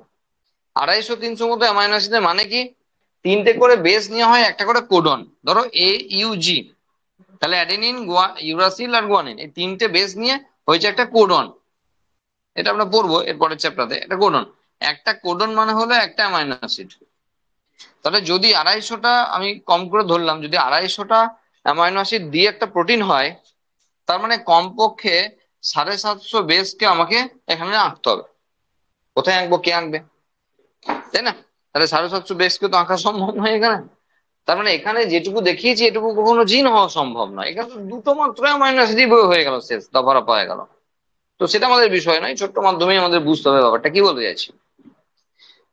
বলতে চাইছি ডিএনএ এর পার্টিকুলার বেস সিকোয়েন্স যা কোনো একটি বৈশিষ্ট্যের জন্য দায়ী, তাকে আমরা জিন বলবো। ডিএনএ এর বেশিরভাগ অংশে জিন নাই, এটাও আমরা শুনেছি আগে। ডিএনএ এর কম অংশে জিন আছে। তার মানে এটা যদি ডিএনএ লেন্থটা ধরি, আমরা আরো কন্টিনিউ করে দিই, তাহলে দেখা যাবে সেখানে বেস তো পরপর আসি, বেস ছাড়া তো আর ডিএনএ নেই। কিন্তু দেখা যাচ্ছে এখানে পার্টিকুলার যে বেস গুলো রয়েছে, ধরো আমি এখান থেকে দেখাচ্ছি AGGCG TAC এরকম দেখাচ্ছি, দেখা গেল যে এই জি পর্যন্ত পার্টিকুলার একটা মিনিং ছিল, এরপর খানিকটা জায়গা ফাঁকা, তারপরে এই জি থেকে আবার এই এ পর্যন্ত একটা মানে রয়েছে, মানে সেটা একটা জিন, পরে ক্লু দেওয়া হচ্ছে সেটা একটা জিন। তাহলে মাঝের অংশ কি, মাঝের অংশে কিন্তু যেমন নর্মালি থাকার কথা, যা ইচ্ছা আছে, সেটা কোনো ব্যাপার নয়, কিন্তু ওটা মিনিংফুল না, আর সেই জন্য ওকে আমরা জিন বলতে পারবো না। তাহলে জিন কি, ডিএনএ এর সক্রিয় অংশ, সক্রিয় অংশ মানে কি? যেখান থেকে একটা ক্যারেক্টার প্রকাশ পাবে। আর ক্যারেক্টার প্রকাশ পাওয়ার মানে হলো ডিএনএ থেকে এমআরএনএ হওয়া, এমআরএনএ থেকে প্রোটিন হওয়া, প্রোটিন থেকে এনজাইম হওয়া। আর এই পার্টিকুলার একটা এনজাইম একটা ক্যারেক্টারের জন্য দায়ী। বোঝা গেল? তার মানে তাহলে এই ফাঁকা অংশগুলো কি জন্য আছে? ফালতু ফালতু, কারণ এগুলো তো তৈরি করতে হয়েছে। আবার শুধু তৈরি করতে হয়েছে তাই নয়, যখন রেপ্লিকেশন হয় এর কপি বানাতে হয়। কত কত কপি বানাতে হয়। তাহলে এত খাটাখাটনি করে খেয়ে টেয়ে এত কিছু সাপ্লাই করার কি দরকার আছে? ওই অংশগুলো বাদই থাকতে পারতো। কিন্তু বাদ নেয় কেন সেটাও আমরা পড়িয়েছি। কোথায়? এই চ্যাপ্টার শুরুতে। ভ্যারিয়েশন, বিভেদ কেন? আমরা প্রত্যেকেই মানুষ, প্রত্যেকেরই যে কোনো জায়গা থেকে একটা জিনের সন্ধান করলে প্রত্যেকেরই সব একই জায়গা থেকে বেরোবে। আমারও যেখান থেকে ইনসুলিন তৈরি হয়, তোমারও সেখান থেকে ইনসুলিন তৈরি হয়। আমারও কোন একটি ক্যারেক্টারের জন্য ক্রোমোজোমের যে লোকাস দায়ী, তোমারও তাই দায়ী। তাহলে আমরা তো সব অংশেই একই, তাহলেও আমরা আলাদা কেন? আর তার উত্তর ছিল এটা, যে এই যে যে অংশগুলো মানে নেই, মানে জিন নাই, এই অংশগুলোর ক্ষেত্রে দেখা যায় VNTR, variable number tandem repeat. Variable number tandem repeat কথাতেই সবকিছু বলা আছে কম বেশি। এখানে একটা রিপিটেটিভ বেস সিকোয়েন্স দেখা যায়, এবং সেটা ট্যান্ডেম, মানে স্পেসিফিক না। ভ্যারিয়েবল নাম্বার, নাম্বারটাও স্পেসিফিক না, নাম্বারটা ভ্যারি করে। তাহলে ভ্যারিয়েবল নাম্বার ট্যান্ডেম রিপিট, এই বিষয়টি আমরা এখানে পাচ্ছি না, বেশি খুঁজেও লাভ নাই, কারণ এটা ডিএনএ ফিঙ্গারপ্রিন্টিং যখন আছে তখন আছে। আর তখনই কাজে লাগবে আমার এই অংশটা, যে জিন নাই যে অংশগুলো, সেই অংশগুলোর জন্য আমি আর তুমি আলাদা। আমরা মানুষ হওয়ার পরও জিনগুলো তো একই আছে। তাহলে এই জিনটা তোমারও যা আমারও তাই, এই জিনটা তোমারও যা আমারও তাই, তাহলে এখানে কোনো পার্থক্য নেই। পার্থক্য যে জায়গায়, সেটা এটা। তা এই জায়গাতে আমরা পার্থক্য, এই জায়গার জন্য আমরা পার্থক্য একটা কারণ বলেছিলাম, আর একটা কারণ বলেছিলাম পার্থক্য কেন তোমার আমাদের রয়েছে। আর সেটা হলো যে তোমার যেটা ডমিনেন্ট আমার সেটা রিসেসিভ, আমার যেটা ডমিনেন্ট তোমার সেটা রিসেসিভ। তাহলে এইভাবে কিন্তু ডমিনেন্ট রিসেসিভনেস এর যে পার্থক্য রয়েছে, 35,000 জিনের যদি ডমিনেন্ট রিসেসিভ আমরা অ্যাকচুয়ালি সাজাই, তাহলে বুঝতেই পারছি যে পৃথিবীতে কখনো দুটো মানুষ এক হওয়া সম্ভব নয়। কারণ হুবহু এক হওয়া 35,000 জিনেরই, তোমার যেটা ডমিনেন্ট আমারও সেটা ডমিনেন্ট, তোমার যেটা রিসেসিভ আমারও সেটা রিসেসিভ, ইম্পসিবল। ঠিক আছে? আর সেই জন্য ওই যতই বলুক না কেন পৃথিবী গোল গোল, আর পৃথিবীর যে কোনো প্রান্তে একটা মানুষের কপি আছে, সব হাইপোথেটিক্যাল কথাবার্তা। ঠিক আছে? ওরকম ব্যাপার নয়। হ্যাঁ, তোমার মতো হতে পারে, সেটা কখনোই তুমি হতে পারো না। আচ্ছা, তাহলে বিষয়টা কি হলো? বিষয়টা হলো যে এই জিনগুলো প্রত্যেকের ক্ষেত্রে এক, কিন্তু ডমিনেন্ট আর রিসেসিভনেস এর ব্যাপার আছে। মানে এই জিনটা যদি আমার প্রকট হয়, তোমার হয়তো প্রচ্ছন্ন আছে। আর সেই কারণের জন্য আমরা সকলে আলাদা আলাদা। ওকে? তাহলে জিন কি মোটামুটি আমরা বুঝতে পেরেছি, যে ডিএনএ এর স্পেসিফিক বেস সিকোয়েন্স যার একটা মানে আছে। ওকে? এইবার এখানে যেগুলো আমরা বলছিলাম, যেগুলো তোমাদের পড়তে হবে, সেটা হলো প্রথমত জিন কি, এসব বিষয় নিয়ে তো কোশ্চেন আসবে না, এগুলো তো প্রিলিমিনারি ব্যাপার আর কি। হ্যাঁ, যে তোমাকে জানতে হবে। 264 পাতায় গিয়ে দেখো, ওখানে দুটো থিওরি আছে। একটা আছে ওয়ান জিন ওয়ান এনজাইম পেন, ওয়ান জিন ওয়ান এনজাইম একটা থিওরি রয়েছে। দেখবে সেখানে বিডল এবং ট্যাটামের নাম রয়েছে। তো খুব ভালো করে সায়েন্টিস্টের নাম এবং থিওরিটা জেনে রাখবে। থিওরিটা নিয়ে তোমাকে ডেসক্রাইব করতে দেবে না, জাস্ট ওয়ান জিন ওয়ান এনজাইম থিওরি কার, এটা আসবে পরীক্ষায়। তাহলে বিডল এবং ট্যাটামের নাম আসবে। আর দেখো এরপরে অনেক জায়গাতে একটু সমস্যা হচ্ছিল। সমস্যাটা কি হচ্ছিল, সেটা হলো যে দেখা যাচ্ছে যে জিন মানে ডিএনএ, সেখান থেকে এমআরএনএ, এমআরএনএ থেকে প্রোটিন, এই পর্যন্ত ঠিক আছে, কিন্তু সব জায়গায় প্রোটিন থেকে এনজাইম হচ্ছে না। তখন বিভিন্ন জনা কাটি করতে আরম্ভ করলো, যেমন হয় আর কি, যে ওয়ান জিন ওয়ান এনজাইম ঠিক হচ্ছে না ব্যাপারটা। তখন বলা হলো যে ঠিক আছে চলো এটা যদি বাদও দিই না, এই পর্যন্ত তো কেউ আটকাতে পারবে না, এটা তো হয়ই হয়। মানে ওয়ান জিন ওয়ান পলিপেপটাইড। প্রোটিন মানে জানি আমরা অ্যামাইনো অ্যাসিডের চেন, আর এক একটি অ্যামাইনো অ্যাসিড মানে হলো একটি পেপটাইড, আর পলি মানে অনেক। তাহলে একটা প্রোটিন মানে হলো অনেকগুলি পেপটাইড, মানে হলো পলিপেপটাইড। তাহলে ওয়ান জিন ওয়ান পলিপেপটাইডের তো মানাই যেতে পারে, এবং এটা তো হয়ই হয়। আর সেই জন্য ইনগ্রাম পরবর্তীকালে এই কনসেপ্টটা একটু চেঞ্জ করলেন, দিয়ে বললেন যে ওয়ান জিন ওয়ান পলিপেপটাইড। তোমার এখানে দুটো কাজ। একটা কাজ হলো ওয়ান জিন ওয়ান এনজাইম, এই বিষয়টিকে কোন সায়েন্টিস্ট রা বলেছেন সেটা পড়া। আর একটা বিষয় হলো ওয়ান জিন ওয়ান পলিপেপটাইড কোন বিজ্ঞানী রিভাইজ করলেন বিষয়টা, ইনগ্রামের নাম। ব্যাস এটুকু করলে এখানকার কাজ শেষ। এরপর দেখো নিউক্লিক অ্যাসিডের রাসায়নিক উপাদান এইসব এখানে পড়তে হবে না। কেন? তার কারণ নেক্সট চ্যাপ্টারটা আমাদের এসব নিয়েই আছে। সেটা হলো মলিকুলার বেসিস অফ ইনহেরিটেন্স। সেখানে আমাকে ডিএনএ আরএনএ ডিটেলস এ পড়তে হবে। শুনো, এখানে ডিএনএ আরএনএ এই টুকিটাকি ব্যাপার পড়ে আমাদের আলটিমেট কোনো লাভ হবে না। এখানে আমাদের আরো অনেক ইলাবোরেটলি পড়তে হবে। ঠিক আছে, সেই জন্য এই অংশটিও আমরা এখন আপাতত পড়ার কিছু নেই। আচ্ছা, নেক্সট রয়েছে জিনের সঙ্গে ক্রোমোজোমের সম্পর্ক। এটাও পড়ার নেই। কেন বলবো? তার কারণ হলো জিন আর ক্রোমোজোম পরস্পর সমান্তরাল। তার দুদিন আগেই আমরা পড়ে এলাম, জিন ও ক্রোমোজোম পরস্পর সমান্তরাল ব্যাখ্যা করো, এরকম একটা টপিক আমরা আগেই পড়ে এলাম। সুতরাং সেই টপিকটাই এই টপিকটা, সুতরাং একই জিনিসের রিপিটেশন করানো আছে। সুতরাং এটাও আমাদের এই মুহূর্তে পড়া মানে পড়া হয়ে গেছে, অলরেডি পড়া হয়ে গেছে, সেই জন্য পড়ার কিছু নাই। যেটা পড়তে হবে সেটা হলো জিন সম্পর্কে আধুনিক ধারণা দেওয়া আছে। দেখো, জিন সম্পর্কে আধুনিক ধারণা, সেখানে রেকন, মিউটন, সিস্ট্রন, রেপ্লিকন, চারটে টার্ম দেওয়া আছে। একদম মানে ভীষণ ভালো করে পড়বে, নাহলে কিন্তু ফেঁসে যাবে। বোর্ড, নিট, জেনপাস, এগ্রিকালচার সব পরীক্ষার জন্য, সব পরীক্ষার জন্যই পড়তে হবে। দেখো, রেকন কি?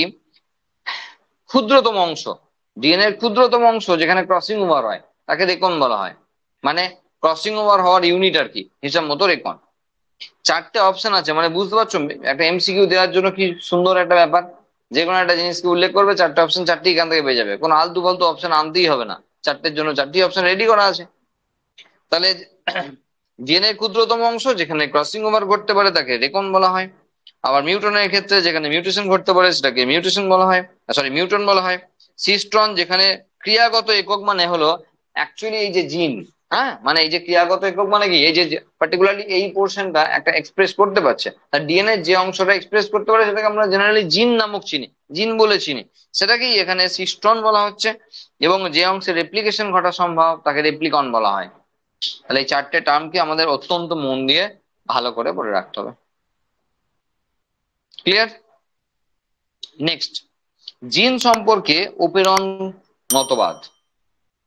এটা আমাদের নেক্সট চ্যাপ্টারে পড়ার বিষয়বস্তু, ওপেরন কনসেপ্ট। এবং সেখানে শুধুমাত্র স্ট্রাকচারাল জিন, রেগুলেটর জিন, অপারেটর জিন এরকম করে শুধু টার্ম করে এক লাইনে মানে বুঝলে হবে না। ওপেরন হাইপোথিসিস মোটামুটি 7 পাতার একটা বিষয়, ওপেরন হাইপোথিসিস। ঠিক আছে, তো সেই ওপেরন কনসেপ্ট গুলে খাইয়ে দেবো, গুলে খাইয়ে দেবো 7 পাতা জিনিসটাকে আমরা 8 ঘন্টার মধ্যে গুলে খাইয়ে দেবো। ঠিক আছে, এবং সেখান থেকে দুটো কোশ্চেন আসতে পারে, একটা ওপেরন কনসেপ্ট নিয়ে আসতে পারে, আর কিভাবে কাজ করে সেটা নিয়ে একটা কোশ্চেন আসতে পারে, এটা নেক্সট চ্যাপ্টারে আছে। সুতরাং এখানে আমাদের এই স্ট্রাকচারাল জিন বা এখানে ওই অপারেটর জিন বা রেগুলেটর জিন এগুলোর মানে এক লাইন করে পড়ে কিছু বোঝা যাবে না। এর জন্য গোটা হাইপোথিসিসটা বুঝতে হবে, তারপরে কিন্তু এই টার্মগুলোর মানে বুঝতে পারবো। সুতরাং এটাকেও কিন্তু আমাদের নেক্সট চ্যাপ্টার জন্য হোল্ড করে রাখতে হবে, কিছু করার নেই। ঠিক আছে, কারণ ওপেরন হাইপোথিসিস আমরা পড়বো। এরপর রয়েছে অটোজোমাল জিন, দেখবো কিছু টার্ম রয়েছে শেষের দিকে গিয়ে। অটোজোমাল জিন বলার কিছু নাই। অটোজোমাল আর অ্যালোজোমাল বা সেক্স ক্রোমোজোমাল আমরা সবাই জানি, আমাদের দেহে 2 রকমের কোষ আছে, অটোজোম আর অ্যালোজোম, মানে দেহ কোষ আর জনন কোষ। তা দেহ কোষের মধ্যে যে সমস্ত, এবার দেখো একটা বিষয় বলার আছে, তোমাদের কি কনসেপ্ট আছে আমি জানি না। ধরো, কথাই বলছি, ধরো এটা দেহ কোষ, মানে তুমি কি জানো দেহের মধ্যে আছে। আচ্ছা ঠিক আছে, কোনো একটা জনন কোষ বলতে কি বোঝো? কোথায় আছে? দেহের মধ্যেই আছে। কিন্তু বিষয় হলো জনন কোষ বলতে শুধুমাত্র স্পার্ম বা এগ, এ তো জনন কোষ। স্পার্ম বা এগ হলো জনন কোষ, বাকি সবাই দেহকোষ। মানে যারাই টুয়েন আছে তারাই দেহকোষ, মানে জনন মাতৃকোষও দেহকোষ, টুয়েন আছে। মানে স্পার্ম মাদার সেল আর egg mother cell, pollen mother cell, কেউ কোনো মাদার সেল বলবে তুমি, সে দেহকোষ। সে কিন্তু মাইটোসিস পদ্ধতিতে তার কপি বানায়, মিওসিস না, মাইটোসিস পদ্ধতিতে তার কপি বানায়। মাদার সেল যদি আরো মাদার সেল, স্পার্মাটোগোনিয়াম, মনে পড়ে স্পার্মাটোগোনিয়াম A আর B, মাইটোসিস পদ্ধতিতে হয়েছিল। তার মানে যে কোনো মাদার সেল তার সংখ্যা বাড়াবার মেন যে মানে সেল ডিভিশনের প্যাটার্ন সেটা হলো মাইটোসিস। তার মানে শুধুমাত্র যদি প্রাণীদের ক্ষেত্রে বলি শুক্রাণু এবং ডিম্বাণু, এবং যদি মানে উদ্ভিদের ক্ষেত্রে হয় তাহলে সেক্ষেত্রে ধরো পরাগরেণু বলতে পারো, সেক্ষেত্রে এগ বলতে পারো। হ্যাঁ, ওইগুলো শুধুমাত্র হ্যাপ্লয়েড রয়েছে, বাকি সব ডিপ্লয়েড। তার মানে জনন কোষ বললে এগুলো ঠিক আছে, দেহ কোষ বললে এগুলো ঠিক আছে, কিন্তু এখানে সেগুলো বলা নাই। কিন্তু এখানে বলেছে অটোজোমাল জিন আর সেক্স ক্রোমোজোমাল জিন। তুমি যদি এবার ভাবতে বসে পড়ো, ভালো করে বুঝবে, তুমি যদি ভাবতে বসে পড়ো বুঝতে পারছি এইগুলো তাহলে অটোজোমাল জিন আছে, এখানে যা আছে অটোজোমাল জিন আছে, আর এখানে যা আছে তাহলে সেক্স ক্রোমোজোমাল জিন আছে। না, তা না। কেন? কারণ সিম্পল ব্যাপার, 1 থেকে 22 নম্বর ক্রোমোজোম এগুলো তো অটোজোম, মানে সেই অর্থে দেহ ক্রোমোজোম। আর এক্স বা ওয়াই সেখানে হলো সেক্স ক্রোমোজোম। তাহলে এই 1 থেকে 22 পর্যন্ত সমস্ত ক্রোমোজোমে যত জিন আছে সেগুলোকে অটোজোমাল জিন বলা হয়। আর এক্স ওয়াই যে জিন আছে তাকে অ্যালোজোমাল বা সেক্স ক্রোমোজোমাল জিন বলা হয়। সিম্পল ব্যাপার। কোষ নিয়ে ভাবতে গেলে ব্যাপারটা গোলাবে, কারণ দেখো এখানেও তো 23টা আছে, এখানেও তো 23টা আছে, তাহলে এ তো জনন কোষ। কিন্তু আমরা জনন কোষ নিয়ে তো কথা বলিনি, আমরা সেক্স জিন নিয়ে কথা বলেছি। অটোজোমাল জিন আর সেক্স ক্রোমোজোমাল জিন বলেছি। তাহলে সেক্স ক্রোমোজোম বলতে এক্স আর ওয়াই, মেল ফিমেল মিলিয়ে। তার মানে এক্স আর ওয়াই যে জিন আছে সেগুলোই হলো শুধুমাত্র সেক্স ক্রোমোজোমাল জিন। আর 1 থেকে 22 পর্যন্ত যত জিন আছে তারা সবাই কিন্তু অটোজোমাল জিন। স্বাভাবিকভাবে এখানেও কিছু ব্যাপার স্যাপার আছে। কেন?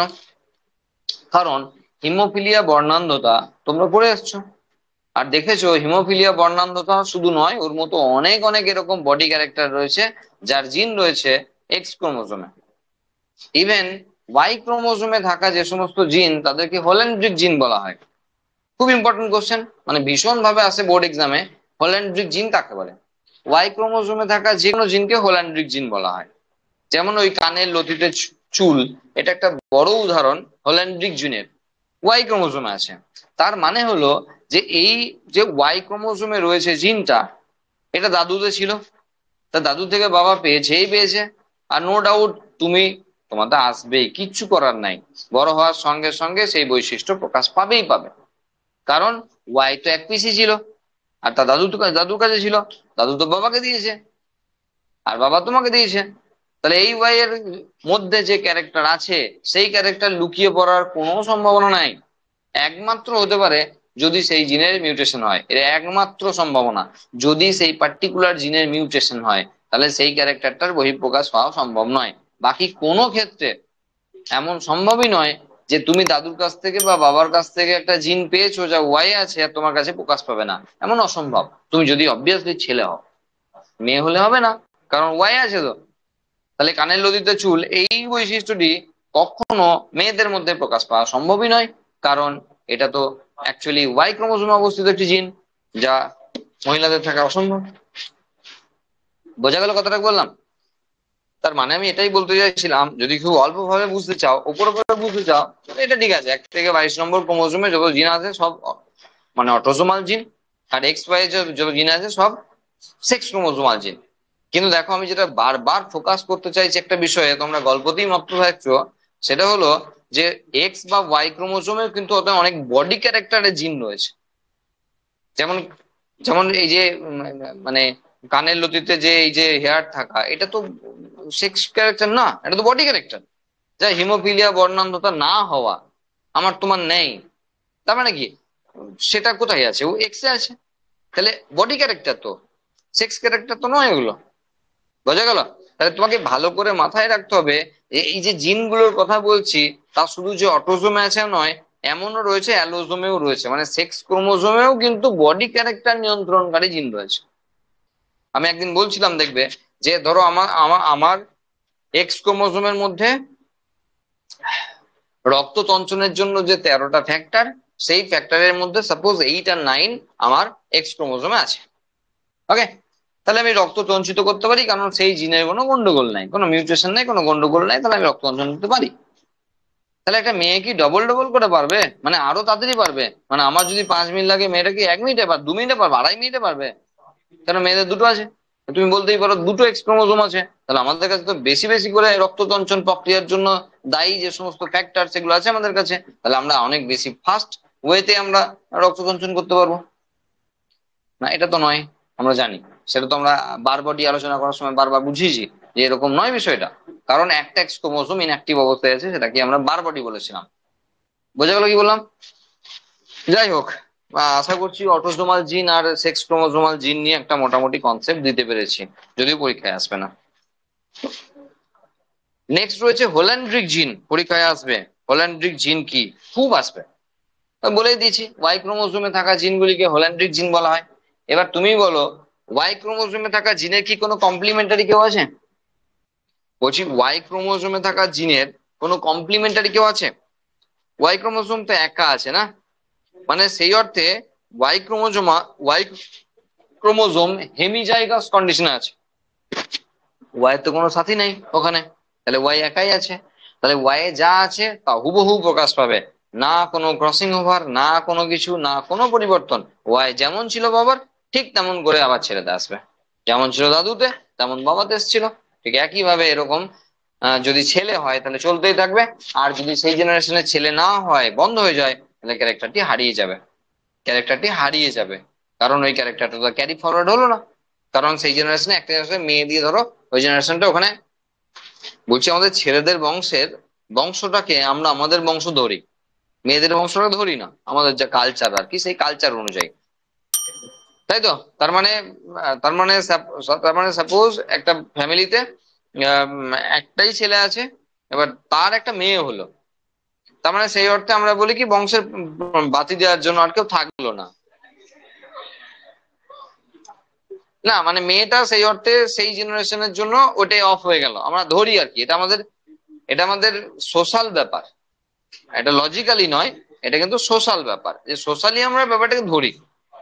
এবার মেয়ের ধরো বিয়ে হলো একজনের কারোর সঙ্গে, দিয়ে তারপরে তার ছেলে এসছে, তাকে আমরা কিন্তু আমাদের বংশের আর ধরছি না, ওটা আবার অন্য বংশের হয়ে গেছে, তাই না? এরকমই তো ধরি আমরা। তো সেই সূত্র ধরেই আমরা এখানে বলতে চাইছি যে ওয়াই ক্রোমোজোমে থাকা যে জিনগুলো, সেই জিনগুলো যদি কোনো একটা জেনারেশনের ছেলে নেয় এমন হয়ে যায়, তাহলে ওখানেই অফ হয়ে গেল। তারপরে আর ক্যারি ফরওয়ার্ড হবে না ওই জিনটা, কারণ মেয়েতে তো আর পেলো না, সুতরাং ওই জিনটা আসার আর কোনো রাস্তা থাকলো না। নেক্সট রয়েছে জাম্পিং জিন। তো নামটা শুনে মনে হতে পারে যে কি লাফিয়ে লাফিয়ে চলে নাকি, এরকমের কোনো বিষয় না। জাম্পিং জিনের বিষয় কি? সেটা হলো, ধরো পার্টিকুলারলি জাম্পিং জিন সম্পর্কে এখানে একদমই সংক্ষেপে এক লাইনে ছেড়ে দিয়েছে, ঠিক আছে? কিন্তু জাম্পিং জিনের বিষয়টা একটু বুঝতে হবে। সেটা হলো, ধরো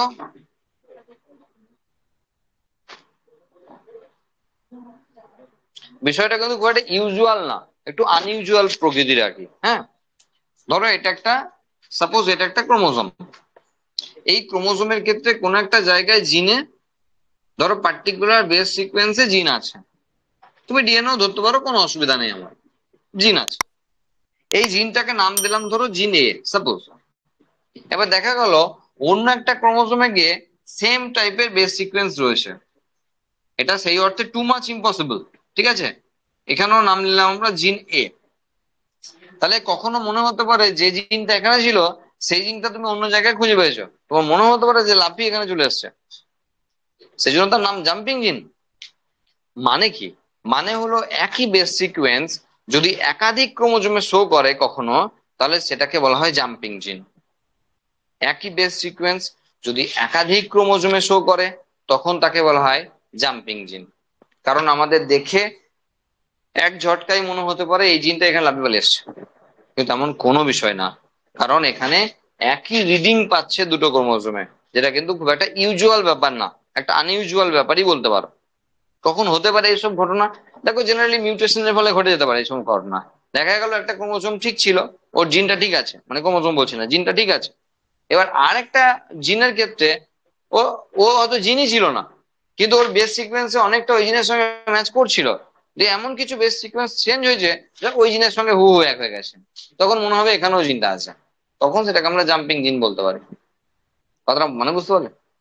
ধরো এখানে সাপোজ এ টি টি জি সি টি এ আছে। এবার এটা জিনই নয়, সাপোজ এটা জিনই নয়, এখানে দেখা গেল এ টি টি জি, এরপরে ধরো অন্য দুটো বেস আছে, ধরো এ এ এ আছে, হলো। এবার ধরো কোনো কারণে এই এ এ এ এই জায়গাটা মিউটেশন হয়েছে, বা আরো ছোট করে তুমি বলতে পারো এ এ তে মিউটেশন হয়েছে, দিয়ে তার জায়গায় সি আর টি, সি আর টি বসেছে।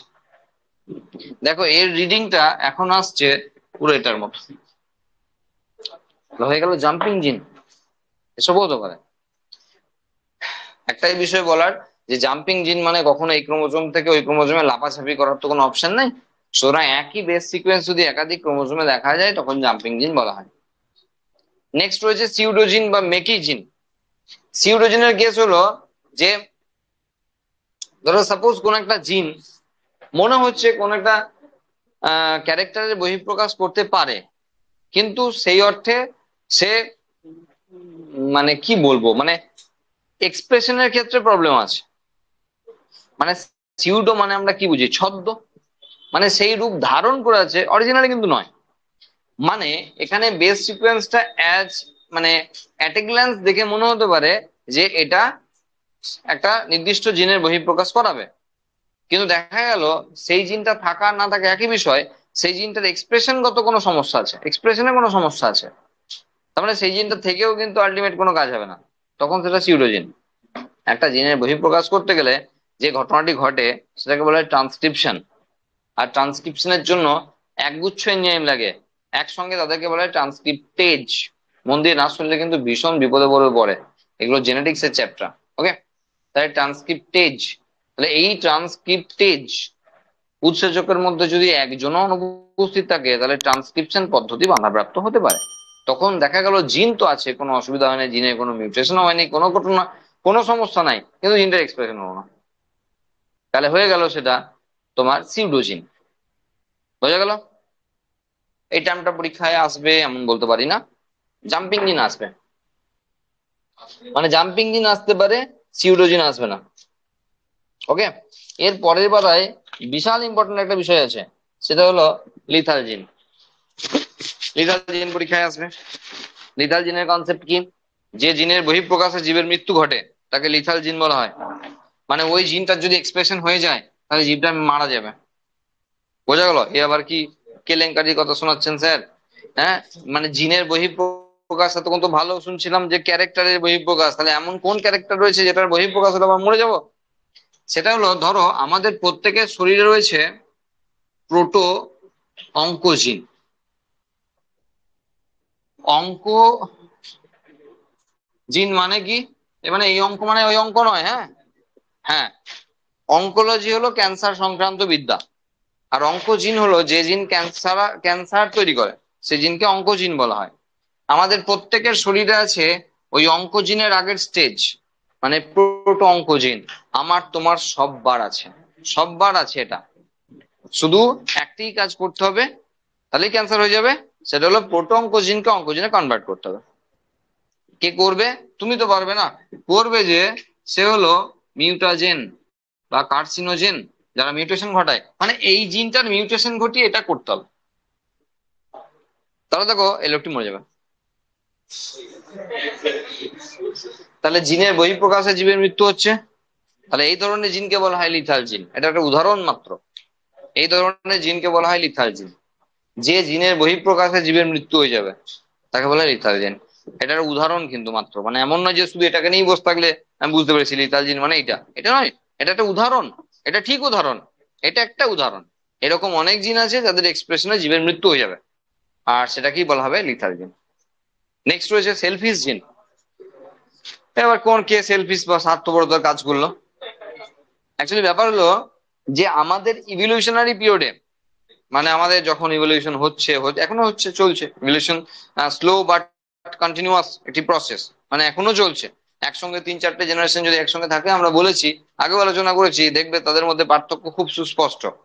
মানে একই বাড়িতে ধরো 4টে জেনারেশন আছে একসঙ্গে, মানে বাবা দাদু এই পর্যন্ত তো খুব স্বাভাবিক ব্যাপার, সবার মানে কম বেশি সবার আছে।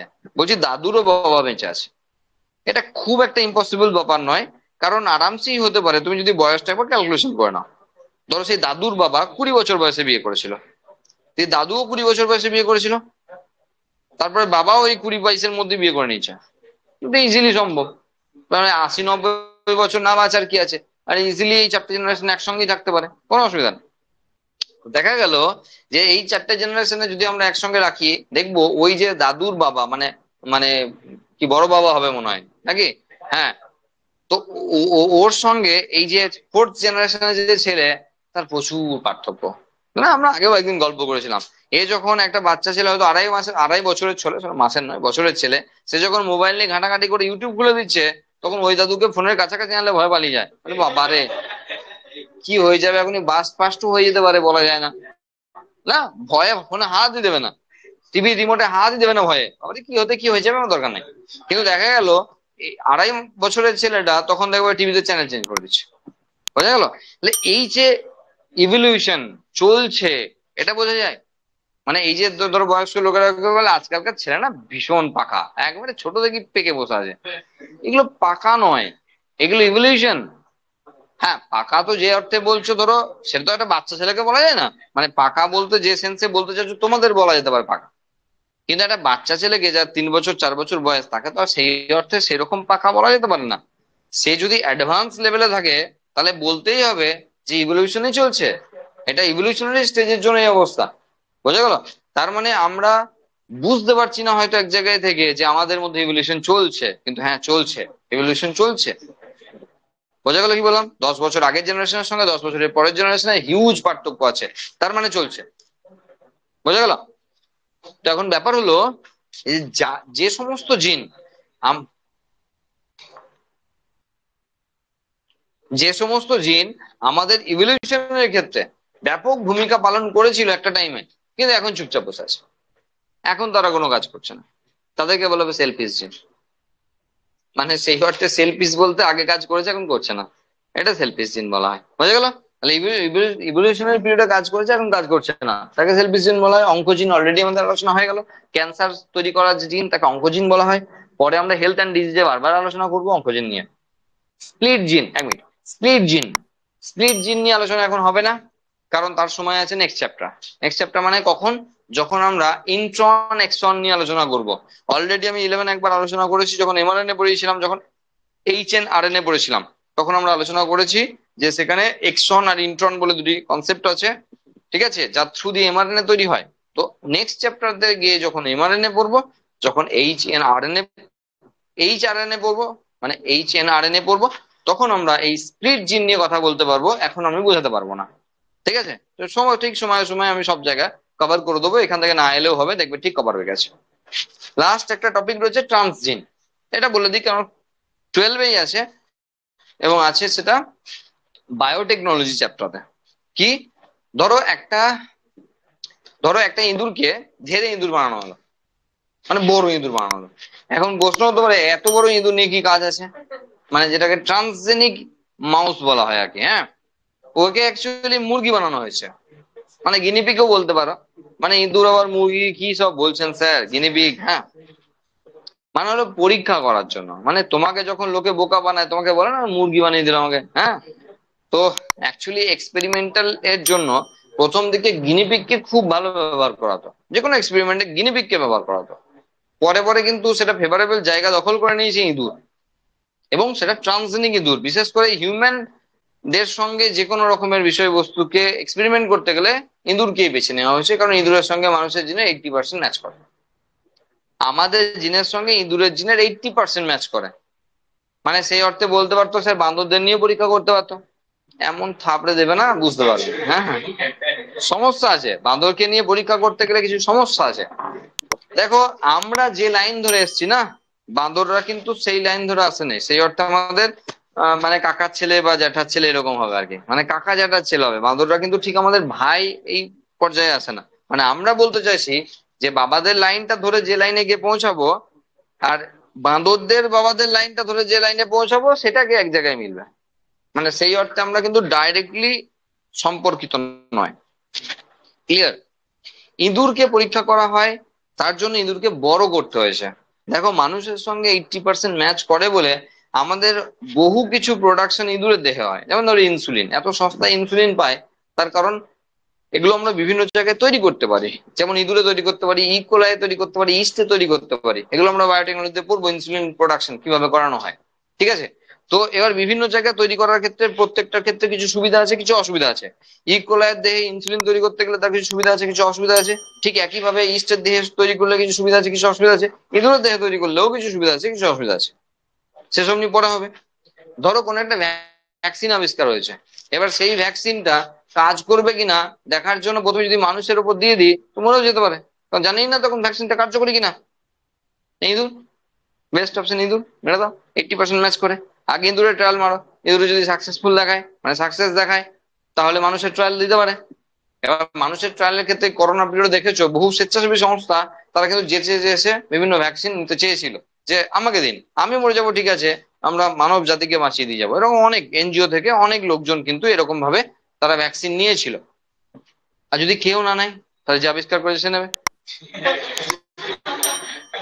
কোথাও তো ট্রায়াল মারতে হবে নাকি? তাহলে আনার জন্য প্রমাণ করতেই হবে। তাহলে ট্রায়াল যদি কেউ না নিতে চায়, কোনো এনজিও সংস্থাও না নিতে চায়, তাহলে যে আবিষ্কার করেছে সেই নেবে, মরলে সেই মরবে। হ্যাঁ, সে তো তার তো কনফিডেন্স আছে যে আমি আবিষ্কার করেছি, ঠিক আবিষ্কার করেছি। তাহলে সেক্ষেত্রে মানে সত্যিই তাই, তাকেই নিতে হয়, কিছু করার নেই। যদি তাকে আবিষ্কার করতেই হতো তাকেই নিতে হবে, কে নেবে? বোঝা গেল? আমাদের বলার অর্থ হলো যে ট্রান্সজেনিক জিন মানে হলো যখন কোনো জিনকে ট্রান্সফার করা হয়, কেটে বাদ দেওয়া যেতে পারে, তখনই সেটা ট্রান্সজিন হয়ে যায়। ধরো একটা আম গাছ, একটু মিষ্টি আম গাছ এ পরিণত করতে চাইছি। এখন এই ধেরে আম গাছটায় তুমি ভেবো না কোনো জিনকে ঢুকিয়ে দিলে ওই সব মিষ্টি আম আরম্ভ করে দেবে, এমন তো সম্ভব নয়। তাহলে কোথা থেকে করতে হবে শুরুটা? জাইগোট থেকে শুরু করতে হবে। জাইগোটে টক, মানে এই যে আমের মানে টক ভাবের জন্য একটা দায়ী জিন আছে, আর মিষ্টি ভাবের জন্য দায়ী একটা জিন আছে। ওই টক জিনটাকে সরিয়ে দিয়ে মিষ্টি জিনটাকে ইনক্লুড করতে হবে, দিয়ে ওই জাইগোট থেকে তারপরে গোটা গাছের যে পদ্ধতি আছে সেটা বানাতে হবে, তাহলে ঠিক হয়ে যাবে। তাহলে তুমি ভেবো না কখনো যে আমার বাড়ির বড় একটা আম গাছ, তাতে টক আম হচ্ছে, আমি কোনো বিজ্ঞানীকে বললাম এবার মিষ্টি আম করে দিন, তারা এসে কোথাও দু চার জায়গায় ইঞ্জেকশন করে দিল আর মিষ্টি আম হয়ে গেল, এমন হবে না। তাহলে শুরু থেকে শুরু করতে হবে। যখন জাইগোট আছে প্রথম সেল থেকে শুরু করতে হবে, যে সেলে মডিফাই করলে সেই সেলের কপি বানানো, কপি হবে, যে কপি দিয়ে গাছটা হয়েছে সেই জিনে বহিঃপ্রকাশ হবে। বোঝা গেল? এরকম বাজারে গাদা গাদা ট্রান্সজিনের জিনিসপত্র আমরা দেখি, তার মধ্যে কিছু জিনিস তোমরা মনে হয় কমনও শুনেছো, নাম সব শুনেছো। বিটি কটন, বিটি বেগুন, এই সমস্ত নাম মনে হয় শুনেছো। ব্যাসিলাস থুরিনজেনেসিস। যাই হোক, না শুনলে আরো ভালো, প্রথম করে শুনবে, নতুন করে শুনবে, বায়োটেকনোলজি শুনবে। ঠিক আছে, মোট কথা হলো যে জিনকে ট্রান্সফার করা হচ্ছে, যে মডিফাই করা হচ্ছে, তাকে ট্রান্সজেনিক ট্রান্সজিন বলা হয়। ওকে, এই জিন সম্পর্কে বিষয়বস্তু ছিল। হ্যাঁ,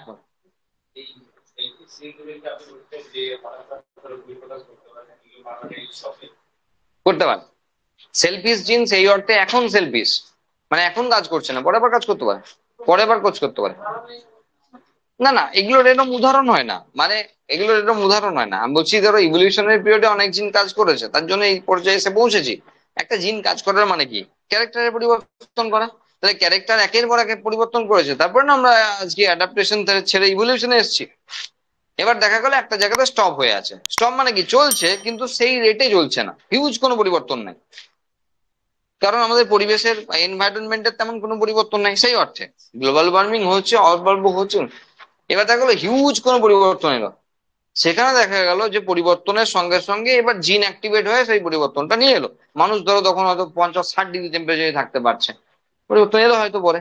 যে হারে টেম্পারেচার আমরা বাড়াচ্ছি তাতে হয়তো এমন হতেই পারে পরবর্তীকালে কোনো জিন অ্যাক্টিভেট হয়ে আমাদেরকে 60 ডিগ্রি টেম্পারেচারে থাকার মতো পরিবেশ তৈরি করে দিল, মানে আমাদের মতো। মানে এখন যেটা 42-এ হাঁপি, 40-এ হাঁপিয়ে যাচ্ছি, তখন তো 60-তেই ভালো ভালো থাকবো, খারাপ থাকবো না। হ্যাঁ, হতে পারে, পরে হতে পারে, সেটা কে বলতে পারে, সেটা বলতে পারবো না কেউ। বোঝা গেল কি বললাম? তা আজকে কাজ করছে না বলে কোনোদিন কাজ করবে না এমন নয় কিন্তু। আজকের দিনে দাঁড়িয়ে সেলফিশ, সেই সেলফিশ লোকটা কিন্তু পরে ভালো হয়ে যেতে পারে, এটা বলা মুশকিল আছে, তবে আজকের দিনে তার বিহেভিয়ারটা সেলফিশ এর মতো। ওকে, এরপরে যে টপিকটা আছে সেটা হলো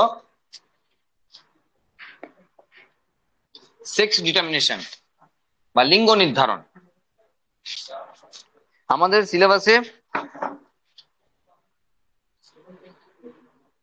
সেক্স ডিটারমিনেশন বাংলায় বলা হয় লিঙ্গ নির্ধারণ। তো এখানে আমরা লিঙ্গ নির্ধারণ বলতে এখানে আমাদের মানুষের লিঙ্গ নির্ধারণ আছে, আছে আমাদের ড্রসোফিলার লিঙ্গ নির্ধারণ মানে নেই আর কি, কিন্তু আমরা একটু পড়বো। হ্যাঁ, ড্রসোফিলার লিঙ্গ নির্ধারণ 2 বছর আগেও সিলেবাসে ছিল, এখন হঠাৎ করে বাদ দিয়ে দিয়েছে। ঠিক আছে, তবুও আমরা একবার জাস্ট দেখে নেবো, নাহলে অন্য কোশ্চেন আমরা আটকে যেতে পারি। ড্রসোফিলার লিঙ্গ নির্ধারণটা একবার দেখে নেবো। দেখতে হবে হানিবি বা মৌমাছি লিঙ্গ নির্ধারণ আর পাখির লিঙ্গ নির্ধারণ, এই 4টে লিঙ্গ নির্ধারণ আমাদের সিলেবাসে আছে। প্রত্যেকেই 3 নম্বরের কোশ্চেনে আসে, মানুষেরটা কখনো কখনো 4 নম্বরেও আসতে পারে। ঠিক আছে, সেই জন্য লিঙ্গ নির্ধারণ বা সেক্স ডিটারমিনেশন প্রসিডিওর আমাদের দেখতে হবে। মানুষের লিঙ্গ নির্ধারণ বলতে তুমি যদি আবার সেই চেনেনটা ভাবছো যে এক্স আর ওয়াই করে এদিকে টানাটানি করে এদিকে ওদিকে মিলিয়ে দিয়ে ওই সব লিখলে কেটে 0 পাবে, ওইসব নাই। এখন অন্য লেভেলে সেক্স ডিটারমিনেশন পড়ানো হবে। বোঝা গেল কি বললাম? তবে আমাদের ক্ষেত্রে এই সেক্স ডিটারমিনেশন প্রসিডিওর শুরু করার আগে আমাদের বেসিক কিছু জিনিসপত্র সম্পর্কে একটু নলেজ রাখতে হবে। সেটা কি? সেটা হলো 3 রকমের সেক্স ডিটারমিনেশন প্রসেস হয়, যেখানে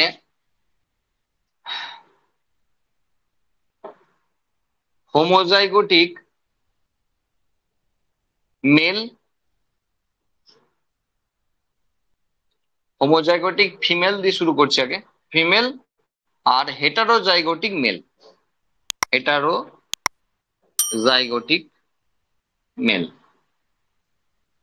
মানে ধরো মানুষেরটা আগে উদাহরণ দিই তাহলে বুঝতে সুবিধা হবে। ধরো এক্স এক্স, এক্স ওয়াই, তাই না? তাহলে এই দুটো তো গ্যামেট হবে আলটিমেট, মানে এটা তো টুয়েন কন্ডিশন। তাহলে গ্যামেট যখন হবে কিরকম গ্যামেট হবে? একটা এক্স আর একটা এক্স। আর পুরুষদের ক্ষেত্রে একটা এক্স আর একটা ওয়াই। মানে বলছি তার আগে 22 আছে গো, মন খারাপ কেন করছো? তার আগে 22 আছে, প্রত্যেকটা তার আগে 22 আছে। হ্যাঁ, এগুলো তো ধরেই নিতে হয় এগুলো আছে। তাহলে এক্ষেত্রে শুধুমাত্র সেক্স ক্রোমোজোমটার কথা চলছে। তাহলে এখানে গ্যামেট হবে হোমোগ্যামেটিক, কারণ দুটোর ক্ষেত্রে 22+X 22+X হোমোগ্যামেটিক, আর এটা 22+X আর 22+Y হেটারোগ্যামেটিক।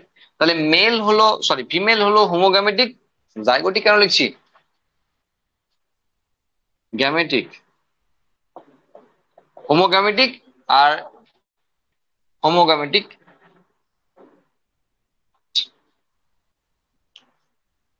হোমোগ্যামেটিক female, heterogametic male. Second, X X X zero, আবারও সেই একই উদাহরণ, হোমোগ্যামেটিক ফিমেল, হেটারোগ্যামেটিক মেল। এখানে হেটারোগ্যামেট কিভাবে বলছি? সেটা হলো একটাতে এক্স আছে আর একটাতে কিছুই নাই। কিছু নাই বললে তোমার এক্স এর মতো হয়ে যাবে, কিছুই নাই, 0। তাহলেও গ্যামেট কিন্তু হেটারোগ্যামেটিকই হচ্ছে। কারণ যদি এটা যে কোনো কারোর ক্ষেত্রে আমরা উদাহরণটা আনতে যাই, এগুলো ঘাস ফড়িং প্রোনেটার এদের ক্ষেত্রে দেখা যায়। ধরো তাদের ক্রোমোজোম নাম্বার হলো হাফ নাম্বারে 18 সাপোজ, তাহলে 18+X একটা হবে, আর একটা 18ই হবে। তাহলেও দেখো কিন্তু গ্যামেটটা হেটারোগ্যামেটিকই হলো, না থাকাতেও সেই একই হলো না, গ্যামেটটা তো আলাদাই হলো। তাহলে এই ধরনের বিষয়টা কিন্তু হেটারোগ্যামেটিক, মানে মানে অ্যাকচুয়ালি মানে মেল। বোঝা গেল? তাহলে প্রথম অপশন হলো যে হোমোগ্যামেটিক female, heterogametic male. Second option ঠিক উল্টে দেবো, মানে হোমোগ্যামেটিক মেল আর হেটারোগ্যামেটিক ফিমেল।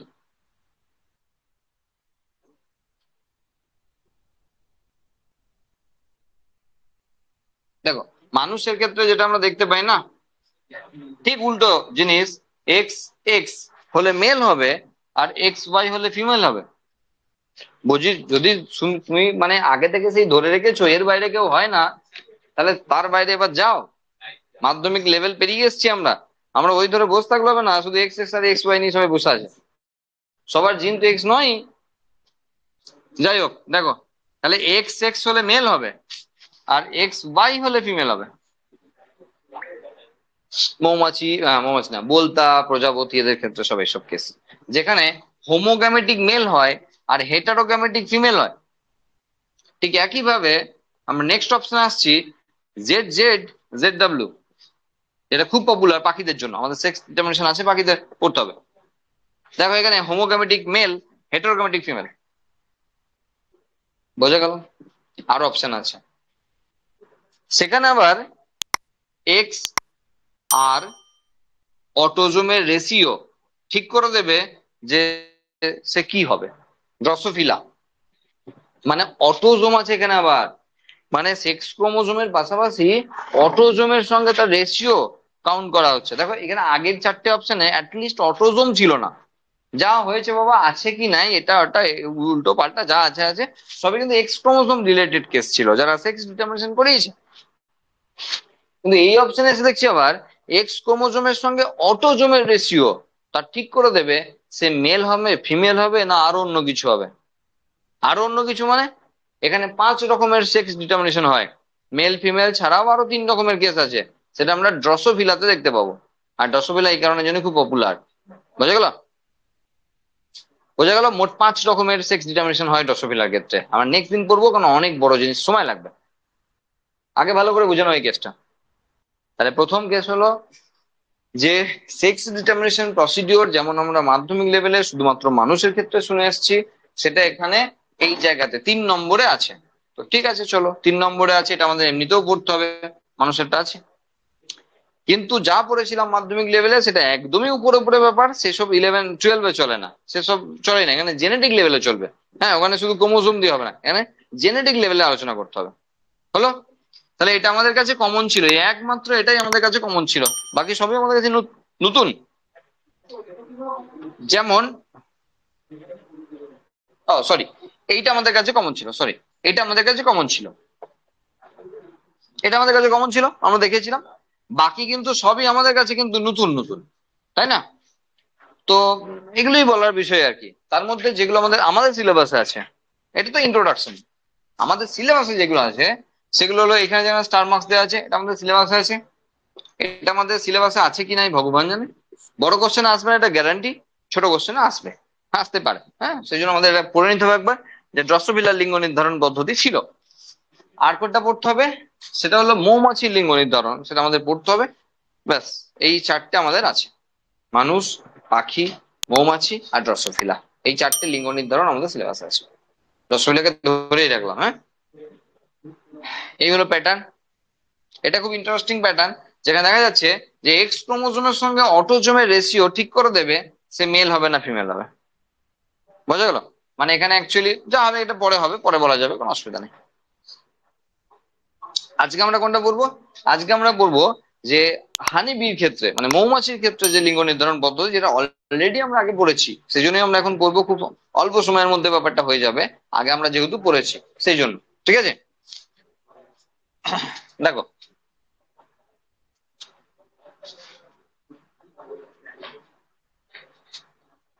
তখন হয়তো আমরা অতটা মন দিয়ে পড়িনি, কখন পড়েছিলাম আমরা? ফার্স্ট চ্যাপ্টারে পড়েছিলাম। তখন আমরা অতটা মন দিয়ে পড়িনি, কারণ নতুন নতুন তো, তখন তো অতটা বেশ সাবজেক্টে ঢুকেই নি, ওই প্রথম প্রথম বেড়াতে এসেছিলাম আর কি। তো এখন মনে হয় যেন একটু হলেও হয়তো 1% 2% সাবজেক্টের মধ্যে ঢুকেছো, আর পরীক্ষার আগের দিন হয়তো 100% ঢোকার চেষ্টা করবে। হ্যাঁ, যাই হোক, মৌমাছির ক্ষেত্রে যে মেল সে হ্যাপ্লয়েড হয়, মৌমাছির ক্ষেত্রে যে মেল সে হ্যাপ্লয়েড হয়, আর যে ফিমেল সে ডিপ্লয়েড হয়। ওকে, এবার হ্যাপ্লয়েড থেকে ধরো একটা প্যারেন্টাল জেনারেশন, তাহলে এটা প্যারেন্টাল জেনারেশন, তাহলে এর যখন গ্যামেট হবে তখন উপায় কি? থ্রু ইকুয়াল ডিভিশন বা মাইটোসিস। এন থেকে মিওসিস হলো n/2, এমন তো কোনো কনসেপ্ট নাই না। তাহলে এন থেকে ম্যাক্সিমাম এনই হতে পারে, আর এন থেকে এন হতে গেলে মাইটোসিস হতে হবে, বলার কিছু নাই। তাহলে মাইটোসিসের মাধ্যমে গ্যামেট তৈরি হয়, আমরা জানি গ্যামেট তৈরি হয় মিওসিসের মাধ্যমে। কিন্তু আমরা সেল ডিভিশন যখন পড়েছি তখন এটাও দেখে নিয়েছিলাম যে মাইটোসিস পড়ার সময় যে মাইটোসিসের একটি গুরুত্বপূর্ণ তাৎপর্য হলো যে মাইটোসিস কিছু নিম্ন শ্রেণীর প্রাণীদের ক্ষেত্রে এবং উদ্ভিদের ক্ষেত্রে মাইটোসিস হলো তাদের গ্যামেট প্রোডাকশনের উপায়, যেমন এখানে রয়েছে। কিন্তু ফিমেলের এমন কেস না, ফিমেলদের ক্ষেত্রে কিন্তু নর্মালি যেমন হয় রিডাকশন ডিভিশন বা হ্রাস বিভাজন তেমনই হয়। আর দুটোর ক্ষেত্রে আমরা এন দিয়ে করবো, মানে অ্যাকচুয়ালি চারটে হবে, চারটে দিতে তো লাভ নেই, 2 রকম টাইপের হয়, এটা তো আমরা জানি 2 রকম টাইপ হয়। 10 কোটি শুক্রাণুর কথা যখন বলা হয়েছিল তখন কোশ্চেন করা হয়েছিল কত রকমের শুক্রাণু আছে, উত্তর ছিল 5 কোটি রকমের, কারণ দুটো এক আছে, মিওসিসে দুটো এক হয়, মনে পড়ছে তো? মিওসিসে দুটো এক হয় এক্স্যাক্টলি। যাই হোক, এখানে হলো। তো এবার দেখো এই গ্যামেটটার সঙ্গে যখন এই গ্যামেটটা ফিউজ করবে, মানে এটা গ্যামেট, তাহলে এই গ্যামেটটার সঙ্গে যখন এই গ্যামেটটা ফিউজ করবে তখন তো 2n জাইগোট হবে, আর 2n মানেই তো দেখতে পাচ্ছি কি হয়, ফিমেল হয়। তাহলে 2n যে জাইগোট হয়েছে এটা কিন্তু যত জাইগোটই হোক না কেন সব জাইগোটই হলো ফিমেল। এইবার এখানে আবার আলাদা কেস আছে, সেটা হলো যাকে রয়্যাল জেলি খাওয়ানো হবে, যাকে রয়্যাল জেলি খাওয়ানো হবে সে হয়ে যাবে কুইন, মানে রানী। আর যাকে বি ব্রেড খাওয়ানো হবে, বি ব্রেড খাওয়ানো হবে সে হয়ে যাবে ওয়ার্কার, শ্রমিক। তার মানে ওয়ার্কাররা অ্যাকচুয়ালি ইনঅ্যাক্টিভ ফিমেল। তাহলে ওয়ার্কাররা হলো ইনঅ্যাক্টিভ ফিমেল, আর কুইন হলো অ্যাক্টিভ ফিমেল। দুজনাই কিন্তু ফিমেল সেই অর্থে। রয়্যাল জেলিতে কি ছিল? ইস্ট্রোজেন। মানে মনে প্রশ্ন আসতেই পারে রয়্যাল জেলিতে কি এমন ছিল যার জন্য ও তার সমস্ত ফিমেল ক্যারেক্টারকে পেয়ে গেল আর এরা পেলো না, বেচারারা সব এরকম শ্রমিক হয়ে গেল। কিন্তু মানে বিষয় হলো ইস্ট্রোজেন আছে, ইস্ট্রোজেন রয়্যাল জেলিতে আছে, যে খাওয়ায় সে, আর যেখান থেকে তৈরি হয় সেটাও এদের কাছ থেকে। কি ইন্টারেস্টিং ব্যাপার, যারা ইনঅ্যাক্টিভ ফিমেল তারাই সিক্রেট করায়, তারাই খাওয়ায়, দিয়ে একজনকে রানী করে। এখানে তোমার মনে হতেই পারে আচ্ছা বুঝলাম, তাহলে এখানে একজন রাজাও হবে একজন রানীও হবে আর এরা খেটে মরবে। এটাই আমাদের কাছে ভুল ধারণা আছে, সেটাও আমরা একটা জায়গায় গিয়ে এটা ক্লিয়ার করব। সেটা হলো ইভলিউশন চ্যাপ্টার থেকে আমরা মেকানিজম অফ ইভলিউশন চ্যাপ্টার যখন পড়বো তখন আমরা দেখবো বিভিন্ন ধরনের সিলেকশন প্রসিডিওর আছে, সেখানে কিন সিলেকশন বলে একটি বিষয় আসবে। মানে মোদ্দা কথা হলো দেখবে অনেক পার্টির, মানে পলিটিক্যাল পার্টির লোকজন থাকে, নাম ক্যামেরার সামনে নেওয়া যাবে না, তোমরা সবাই জানো কম বেশি, অনেক পার্টির অনেক আছে যারা কোনো পদে নাই, কিন্তু তার কথাই শেষ কথা, সে কোনো পদে নাই, যাকে মানে যাকে ছাড়া হয়তো সেই জেলায় একটা গাছের পাতাও নড়ে না, ঠিক আছে, তাকে জিজ্ঞাসা করে নড়ে, মানে সেরকম বিষয় আর কি। জানি তারা এখন জেলে আছে, হ্যাঁ, আলোচনা না করলেও মনে হয় বুঝতে পারছে। অনেক অনেক উদাহরণ আছে, সেটা নিয়ে কোনো সমস্যা নাই, হ্যাঁ, মানে বলতে কোনো অসুবিধাও নাই, যাক নাম না নিলেই ভালো। তো বিষয় হলো যে এরকম বিষয় আর কি, মানে ওয়ার্কাররা কিন্তু এখানে এরকম, তুমি ভেবো না এরা শ্রমিক বলে নামেও শ্রমিক আর ভাবছো এরকম স্ট্যাটাসটাও শ্রমিক। এরাই সব কন্ট্রোল করে, এরাই ঠিক করে কে রানী হবে, এরাই ঠিক করে কে রাজা হবে, রানী কতদিন পর মরে যাবে এরা ঠিক করবে, কে রানী হবে এরাই ঠিক করবে, বোঝা গেল? রানীর সঙ্গে কোন রাজার বিয়ে দেবো তাও ঠিক করবে এরাই, সব ঠিক করবে এরা। তাহলে বলতে চাইছো মানে সেই অর্থে বলবে স্যার ইনঅ্যাক্টিভ ফিমেল, তাহলে জীবনে বেঁচেই কি লাভ, এটা তো মরে যেতে পারতো। আর সেখানেই আমরা পড়বো এই চ্যাপ্টারে ন্যাচারাল সিলেকশনের ব্যাপার। তো সেখানে দেখো ন্যাচারাল সিলেকশনের মানে ডারউইন যা বলে গেছেন যে যাদের প্রকৃতিতে দরকার নাই তারা বিদায় নিতে পারতো, তাহলে এরা প্রকৃতিতে এখনো আছে, ভালোভাবেই আছে, তার মানে এদের দরকার আছে নিশ্চয়ই। অ্যাকচুয়ালি এরাই কন্ট্রোল করে গোটাটাকে, আর সেই জন্য এরা চাই বারে বারে ওদেরই সংখ্যা বাড়াতে, ওদের সংখ্যা বাড়িয়ে ওরাই রাজত্ব করছে, এদেরকে তো রেখেছে ছানাপোনা পাড়ার জন্য। এইভাবে ভাবো, রাজা রানী না ভেবে এইভাবে ভাবো, এদের দুজনকে রেখেছে ছানাপোনা পাড়ার জন্য, মানে আলটিমেট ওদেরকে বানানোর জন্য। বোঝা গেল? এটা হলো মেশিনারি সিস্টেম, এদের যা এদেরকে বানাবে, আর সেই জন্য এরাই আলটিমেট ডমিনেট করে গোটা সিস্টেমে। বোঝা গেল কি বলতে চাইছি? তাহলে এখানে কিন্তু আমরা দেখতে পেলাম যে সেক্স ডিটারমিনেশন প্রসিডিওরে এখানে এক মানে অ্যাক্টিভ ফিমেল যেটাকে কুইন বলা হয় এবং অ্যাক্টিভ ইনঅ্যাক্টিভ ফিমেল যেটাকে ওয়ার্কার বলা হয়, মেল হওয়ার রাস্তা এখান থেকে আছে, তাই না?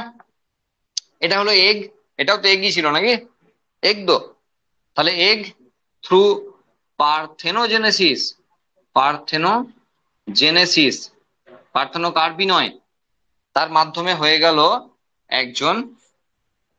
আর যেটা এন মানে এখানে বলা আছে, শুরুতেই বলা আছে এন মানে কি হয়, মেল হয়। তাহলে এখানে আবার হয়ে গেল একটি মেল, মানে অনিষিক্ত ডিম্বাণু থেকে যখন অপত্য তৈরি হয় সেই প্রসিডিওরকে বলা হয় পার্থেনোজেনেসিস। এবং মৌমাছির ক্ষেত্রে মেল তৈরি হয় এভাবে, যাদেরকে ড্রোন বলা হয়, ঠিক আছে? তো এই তো ড্রোন, কুইন আর ওয়ার্কার, তিন রকমের মেন প্রসিডিওর। কিন্তু এখানে 2 নম্বরের কোশ্চেন আমরা অলরেডি আগে রিপ্রোডাকশন ইন অর্গানিজমে পড়ে এসেছি, এই জিনিসটাই পড়ে এসেছিলাম, হ্যাঁ। তো যাই হোক, এখানে 3 রকমের সেক্স ডিটারমিনেশন হয় সেটা আমরা দেখতে পাচ্ছি। ওকে, এই মোটামুটি ওদের হয়েছে আর কি।